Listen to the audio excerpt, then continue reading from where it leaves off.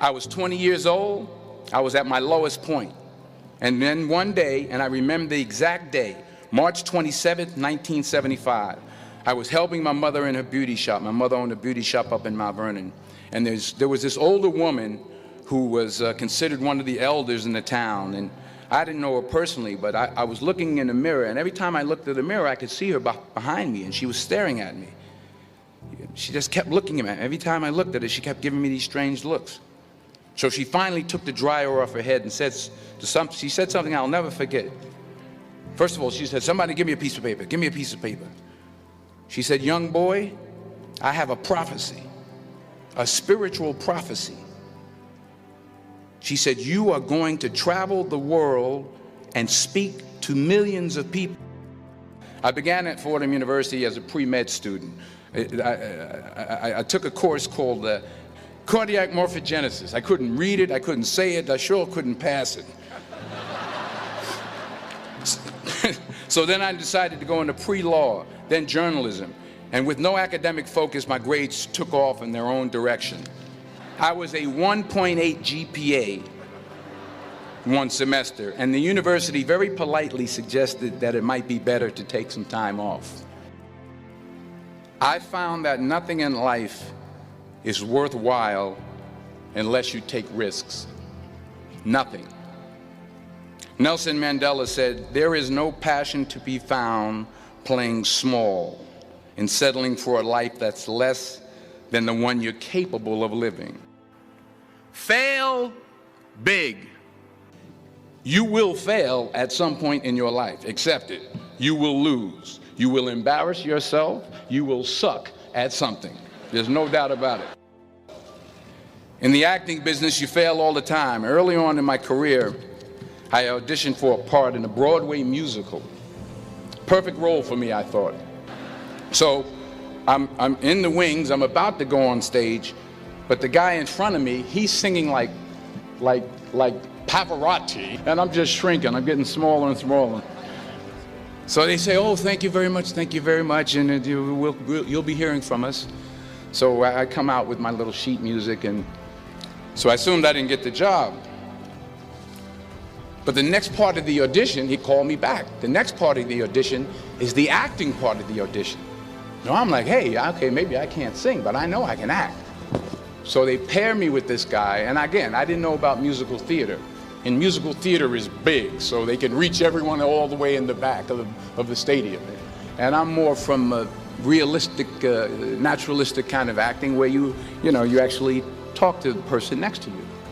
So I don't know what my line was. My line was, "Well, hand me the cup." And his line was, "Well, I will hand you the cup, my dear. The cup will be there to be handed to you."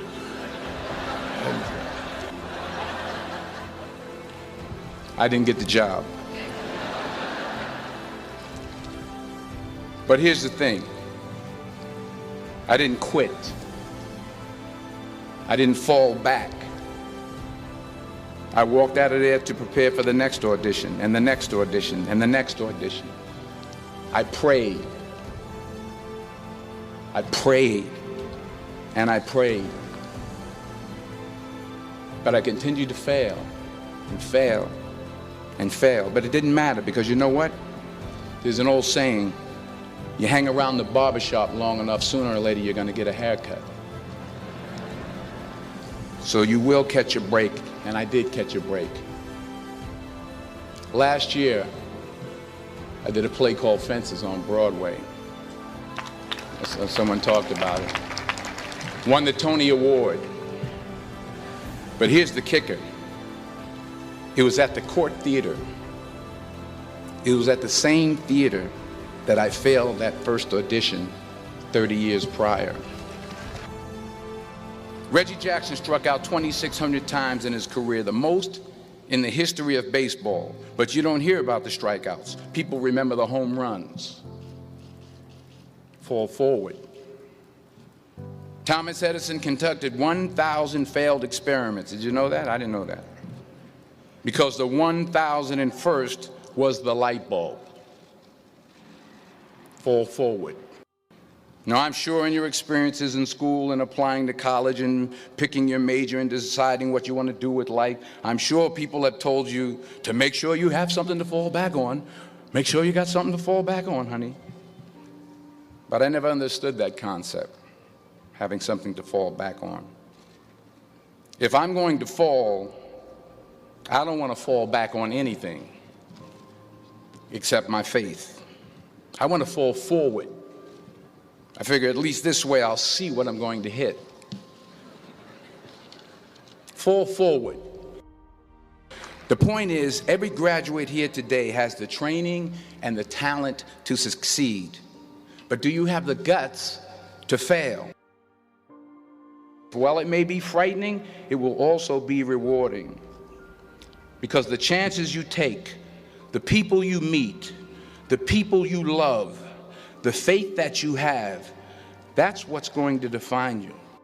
Keep working, keep striving, never give up, fall down 7 times, get up 8. Ease is a greater threat to progress than hardship. Without commitment, you'll never start, but more importantly, without consistency, you'll never finish. It's not easy. If it was easy, there'd be no Kerry Washington. If it was easy, there'd be no Taraji Henson, P. Henson. If it were easy, there'd be no Octavia Spencer. But not only that, if it were easy, there'd be no Viola Davis. If it were easy, there'd be no Michael T. Williamson, no Stephen McKinley Henderson, no Russell Hornsby. If it were easy, there'd be no Denzel Washington. So, dreams without goals are just dreams, and they ultimately fuel disappointment. So have dreams, but have goals, life goals, yearly goals, monthly goals, daily goals. Don't confuse movement with progress. Remember, just because you're doing a lot more doesn't mean you're getting a lot more done. In order to achieve your goals, you must apply discipline, which you have already done, and consistency every day, not just on Tuesday and miss a few days. You have to work at it every day. You have to plan every day. You've heard the saying, we don't plan to fail, we fail to plan. Hard work works. Working really hard is what successful people do. What are you going to do with what you have? I'm not talking about how much you have.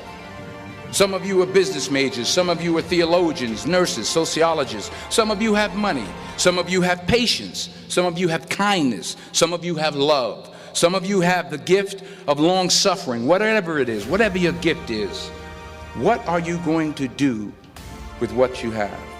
And it's not how much you have, it's what you do with what you have.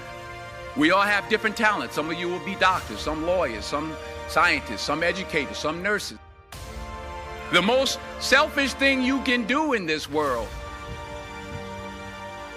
is help someone else. Why is it selfish? Because the gratification, the goodness that comes to you, the good feeling that I get from helping others, nothing's better than that.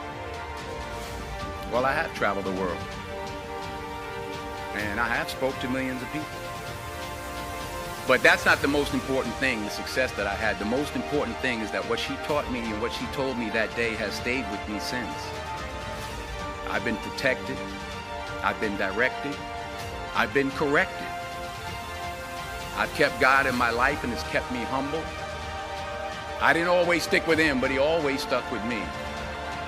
So stick with him in everything you do. If you think you want to do what you think I've done, then do what I've done. Today is the beginning of the rest of your life, and it can be very frightening. It's a new world out there, it's a mean world out there, and you only live once. So do what you feel passionate about. Take chances. Don't just aspire to make a living. Aspire to make a difference.